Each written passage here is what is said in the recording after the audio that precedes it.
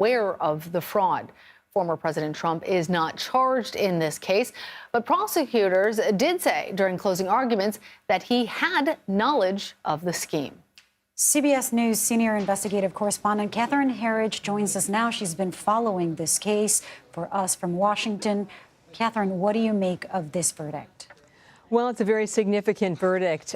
This investigation began back in around 2018, and then it became a formal criminal trial in the fall of this year, and the juries only had the evidence and this complex set of charges for 2 days before reaching this decision. At the heart of this case, this was about tax fraud, and the allegation was that Trump executives were enriched while at the same time they were reducing their tax liability. So, for example, if an executive received a holiday bonus, that bonus would be paid to them not as an employee of the company, but as an independent contractor because it allowed them to pay less tax on it. In addition, there were perks such as apartments, chauffeurs, car services. All of this should have been declared as income, but the jurors found that it was not properly declared, and it was the basis of the tax fraud charges. Catherine, you mentioned, among other things, the rent being paid by the Trump organization. Right. That was one of the things that we saw the prosecutors actually point a finger at the former president on, because he had signed one of the leases that they presented. Tell to us a little bit more about former CFO Alan Weisselberg and his guilty plea and his testimony factoring into this case and what he had to say about the former president. Well, Alan Weisselberg is not a household name, but he was the CFO or chief executive officer for the Trump organization. So he was the top money man when it came to the accounts payable. And he pled guilty to a number of counts earlier this year. And in response to that guilty plea, there was an agreement that he would testify at this trial. I believe it was for approximately 3 days. So he was able to walk jurors through the mechanics of how it worked. And you're quite right to point out that a number of these checks, especially those of high dollar amounts, were signed off on by former President Trump, who at that time was the executive of the Trump organization. I want to emphasize that Alan Weisselberg was never seen by the prosecution as a cooperating witness, that this testimony was secured as part of an agreement that saw him commit to jail time, probation, as well as a very significant financial penalty. Well, for those of you who are joining us right now, we have breaking news. The Trump organization has been declared guilty on all 17 counts that are related to tax fraud. Catherine Herridge is with us, just breaking down what this all means. And Catherine, during closing arguments, as you mentioned, the prosecutor suggested that Trump was basically in on it, that he sanctioned the fraud by assigning checks. What are the ramifications of this verdict for former President Trump? Is there anything that can follow that can directly impact him?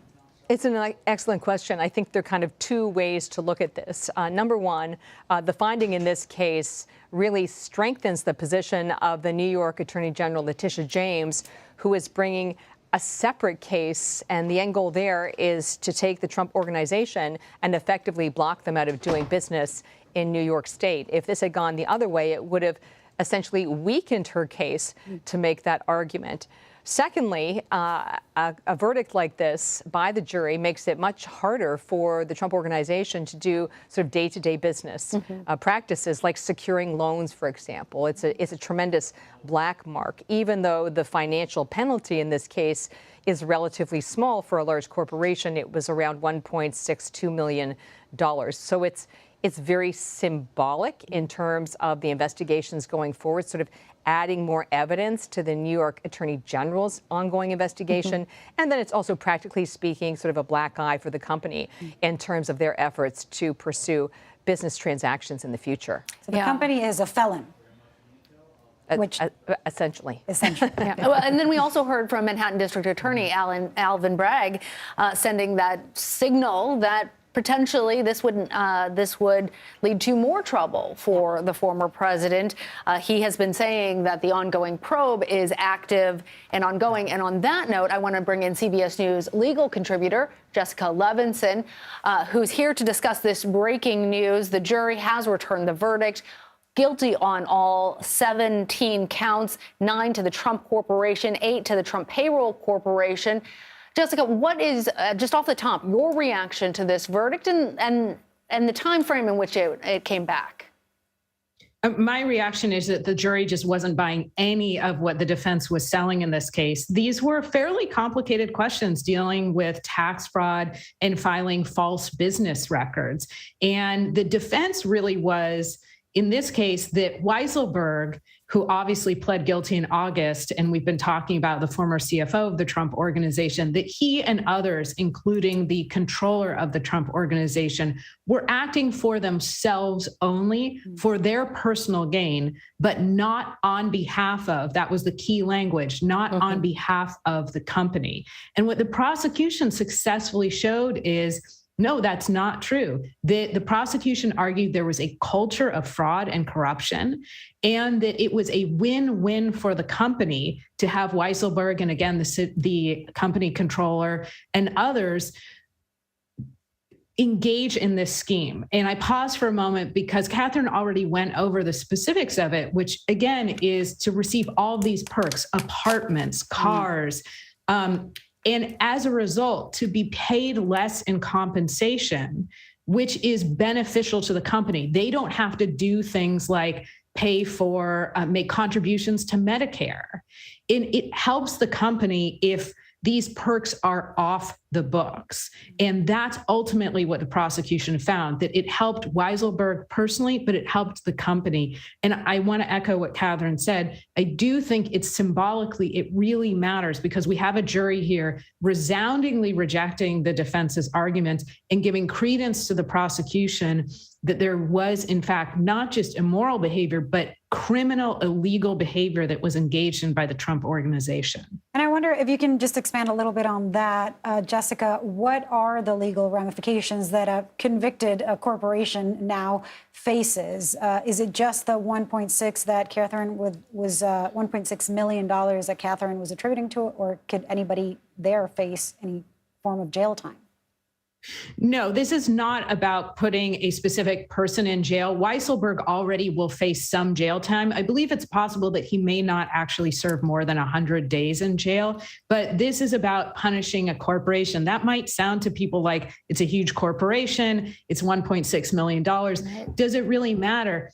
But I think Catherine laid this out so well, that while penalties and fines and potentially other punishments are on the table, and this is just an entity, not a person, it does matter because there are ongoing investigations into other behavior by the Trump Organization and potentially the former president himself. It does, I think, matter that the prosecutor said in closing arguments that the former president was aware, that he basically blessed the situation. The defense actually asked for, I believe, a mistrial and said, we've got to start all over again. The judge said, no, I sustained your objection, and we're going forward with this case. I want to bring Catherine in on that note from Jessica, because fundamentally this came down to a question of whether Weisselberg was doing it to benefit himself or whether this was part of the larger Trump Organization and how it operated. New York's Attorney General indicated that this verdict could impact the civil case that she's pursuing against Donald Trump himself, the adult children, and the Trump Organization. Remind us, because I think sometimes, Catherine, people get confused. There are so many investigations. There are so many. Exactly. So, and then this one is just about the corporation. It doesn't hold any of these people accountable. But as Jessica was saying, even despite Weisselberg's testimony that at times didn't seem to be helping the prosecution, the jury decided ultimately that this was a slam dunk for the prosecution. How does this impact some of those other trials? It's a great question. I would think about it two ways. It goes to this legal issue, which I think Jessica can also expound on, which is pattern and practice. So what the jury found in the case of the Trump Organization here at a corporate level was that also a pattern that was replicated in other businesses and then also on an individual level, right? Was that part of the culture of the corporation? And the second thing, and I'm going to put on my tax law hat just for a minute, people really need to understand that when it comes to tax law, the way it's designed is so that it doesn't allow rich people off the hook if they get caught after the fact with sort of minimal penalties, so fines they can pay, for example. That's why in Alan Weisselberg's case, you see 5 months of jail time, 5 years probation, and then the financial penalties. So the whole point here is that under tax law in this country, they want to have a system where if you cheat on your taxes, your business cheats on the taxes, that there's a very stiff penalty. You can't kind of weasel out of it if you've got good lawyers and you have a lot of money. It's supposed to be kind of the great leveler. So to answer your question, it's twofold. The pattern in practice, what the jury found here in the Trump Organization case, was that something that was replicated in other business ventures as well as individuals within the Trump family. And then secondly, they kind of bring down the hammer on cases like this, right? They just don't want people with lots of money and lots of lawyers to be able to walk away from paying less tax than the average person, or in this case, a small business. So interesting, because we know that these big corporations do end up paying less because they have these high-paid attorneys and people and the with lobby their power books as well, of course. Yeah. Now, I'm curious because I know that this conviction is probably strengthening the DA Alvin Bragg's position to pursue more criminal cases like this. Could we see more criminal trials just after this? Could he prosecute other people other than Weisselberg that may have been adjacent to this case? I really want to speculate because I can't really make that judgment at this point. To me, the leading edge of this now is the pattern in practice. What was happening at this organization? Was it commonplace? Was it part of the culture? Was it inherent in the business practices of members of the Trump family? Or is it a case, as the former president claimed here, that he was kind of signing the checks, but he just didn't understand how all the finances went? He had that kind of plausible deniability, right? Because he's way up at the 30,000-foot level as an executive, and he's leaving kind of the nuts and bolts and being in compliance with people like, you know, Alan Weisselberg. And I don't think you can really underscore this enough. This is someone who was with the Trump family for decades. Decades, yeah. Right? Yeah. And ultimately did testify, but again, not as a cooperating witness, as someone who had to testify as part of their plea agreement in this case. Yeah. It makes it harder, too, to dismiss it as a witch hunt, as he has been, the former president, all of these cases. Jessica, I'm wondering, these are state charges. There's a question about federal charges. We also heard that much of the ability for the Trump Organization to actually function in New York had already been stripped away. What happens to the Trump Organization now after they pay what I think some people will be surprised by is a relatively small sum, $1.6 million. They pay these fines. That trial is over. What happens next?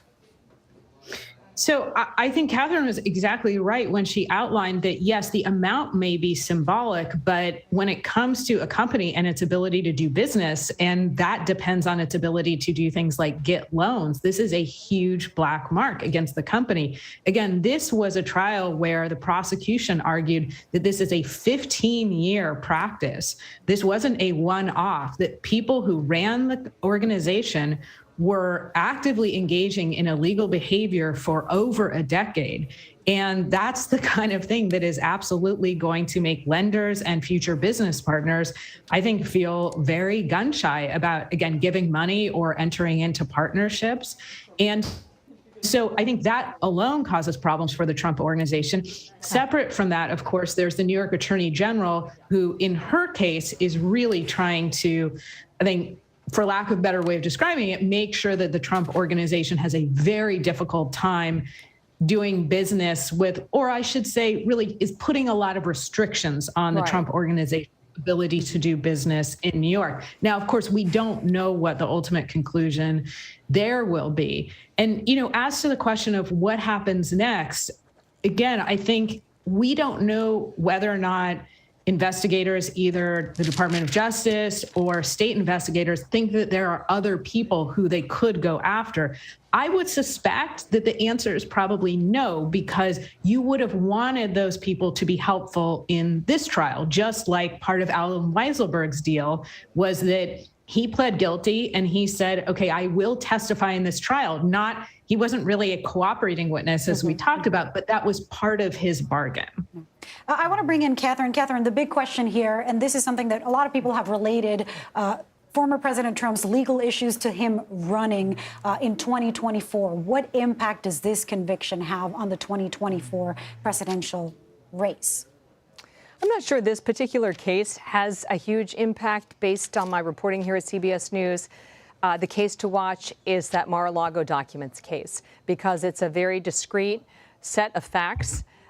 We've just now seen an expansion of the scope of the special counsel with these new subpoenas for communications involving President Trump and his allies in that period leading up to January 6th and efforts to block the certification of the Electoral College. And what I've heard consistently from those close to the former president, as well as his critics, that is the case where he likely has the most legal jeopardy. The January 6th case, they say, is more challenging because so many of the actions were taken when he was the top official of the executive branch.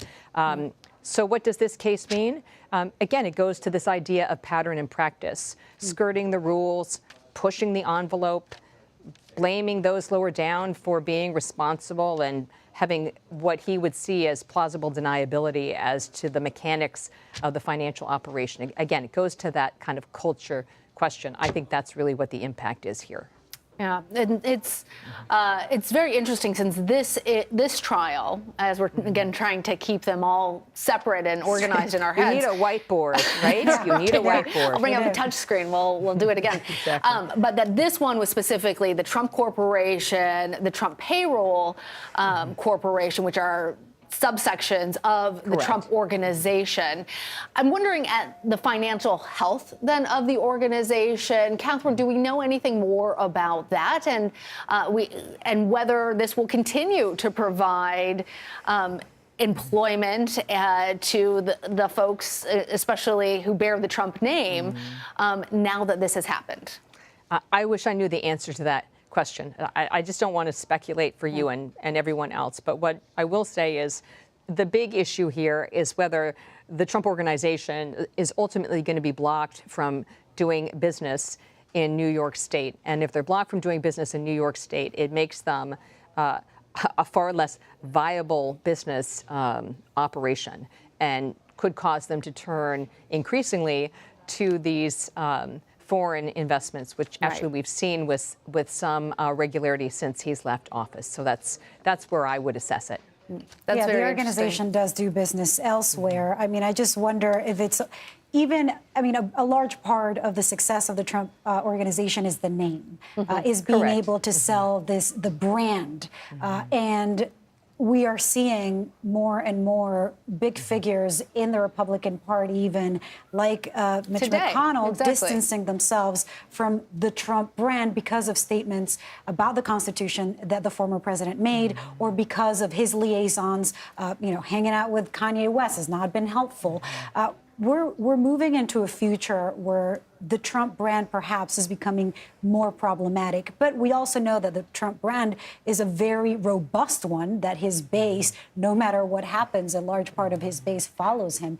And Catherine was just saying, this case might not, but others will impact him.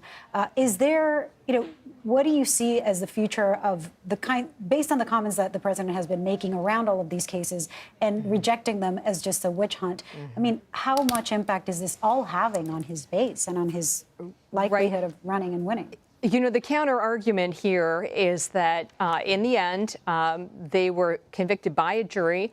It's a relatively small fine for a large corporation. And those supporting the former president have argued, why not just reach a settlement with the organization? Why spend far more in attorney's fees and the investment of time to get this conviction, right? Some corporations look at these fines as just the cost of of doing business. So what does this mean for him as a candidate? I'm not really sure for his base it means all that much. Right. Frankly. And the former president does have experience in, winning cases, or at least, whether it's through settlements or other means, not suffering a great deal from a conviction or something like this. Graham Cates. That's what I understand. Graham Cates is joining us on the phone. You were actually there in the courtroom. That's why you're joining us on phone. Tell us more about the atmosphere in the courtroom and what else you have been able to assess actually being there. Hi. It was very, very tense today. It became clear pretty early in the day that the jury was nearing the conclusion of its deliberations. It was asking questions to the judge about the last counts that it was read.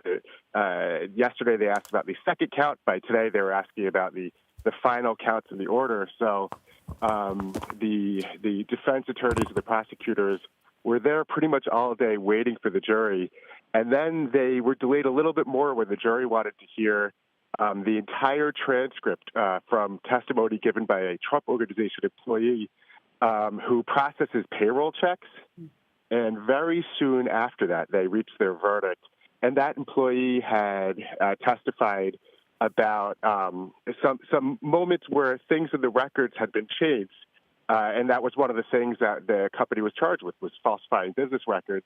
And within minutes of the completion of the reread of her testimony, the jury came back with the guilty on all counts. I mean, it sounds, there were 2 days, of course, of testimony, and we thought because of how long this transcript would be, we wouldn't reach a verdict today.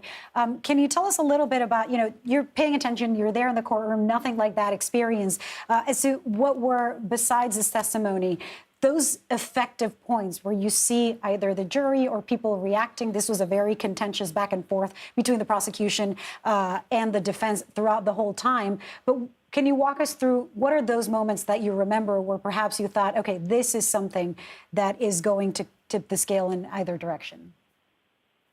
Well, today's testimony that they reread was interesting because it was the second time in the trial that someone had referred to information being deleted from Trump's personal ledger. And it seemed significant at the time, way back on November 15th. And then today, as they reread it, you could see almost every juror was taking appeared to be taking very, very detailed notes around that part. And it was impossible to not notice that they seemed to be taking more notes about the prosecution's questions and answers from today's reread, and almost no notes, it looked like, from the defense's cross-examination of that witness when that part was read. I saw one juror actually put away his pen when they got to the defense's cross-examination from this particular witness. So at that point, there seemed to be some indication they were more interested in what the prosecution was getting out of that particular witness. And this goes back with other witnesses. Whenever there was mention of Trump's personal ledger, or, of course, Donald Trump himself, that always seemed to pique everyone's attention. But it doesn't seem to have happened a whole lot. I wonder if that was a smart strategy from the prosecution to keep kind of the figure of Trump himself outside for the most part and just really focus on. Well, jurors actually had to take a vow that they would separate their personal feelings, their political feelings about Donald Trump from this trial. Catherine Herridge, Jessica Levinson, Graham Cates, thank you all for joining us on this breaking news. We're going to take a quick break. The latest on the runoff race for Georgia is next. This is CBS News.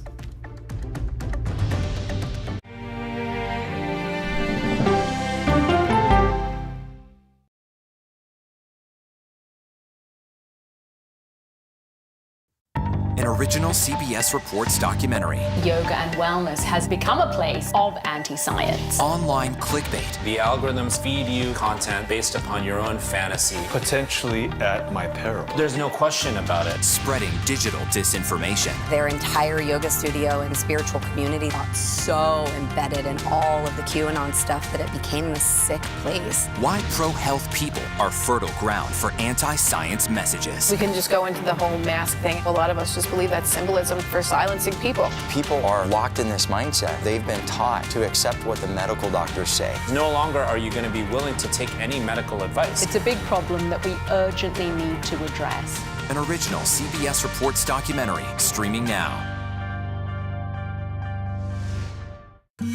an original CBS Reports documentary. We need to put an end to this territorial status. Will statehood create a better Puerto Rico? So that we have the same quality of life that you see in the States. What do you worry about? Me living here in the future? They're giving incentives to non-Puerto Ricans to come to Puerto Rico and extract our natural resources and take over our land. Vacation in Puerto Rico, and in exchange for that, you don't pay taxes. Why would I allow somebody who abused me for 123 years to then consume me? An original CBS Reports documentary, streaming now. When weather turns extreme, states from the plains to the northeast are bracing for more than 2 feet of heavy snow. Every second counts. This is a monster winter storm. CBS News and the Weather Channel bring you virtual weather technology so advanced, so real. There's a wrinkle in the forecast, the accumulating ice. You'll have time to get prepared. Take precautions before you head out. Feel the forecast on the CBS Evening News with Nora O'Donnell. People from every corner of America facing challenges. Everyone is just looking for some type of connection. Just raise your hand and say, hey, I'd like to help. Coming together to find solutions. We are going to do something about it. Their stories are our stories. Welcome to Eye on America. Stream now on the free CBS News app. We are so excited, we just can't hide it. CBS mornings are, well, everything your morning should be. Let's do it! Let's go! CBS Mornings, starting at 7. Stories that inform, inspire, and brighten your day. The best part of fame is making people feel good. Make every day a little more like Sunday morning. Here comes the sun. Stream now on the free CBS News app. CBS News senior White House and political correspondent Ed O'Keefe joins us now. Ed, Senator Raphael Warnock has outpaced Herschel Walker in spending by a lot. Will that make a difference? It very well could. This is a state that, one of the ways it's easiest to reach voters, especially in Metro Atlanta, is over the airwaves. So having that cash advantage has allowed them to really flood television, radio, and digital space as well, like this one, in order to reach voters that they've been seeking across the state. Warnock has always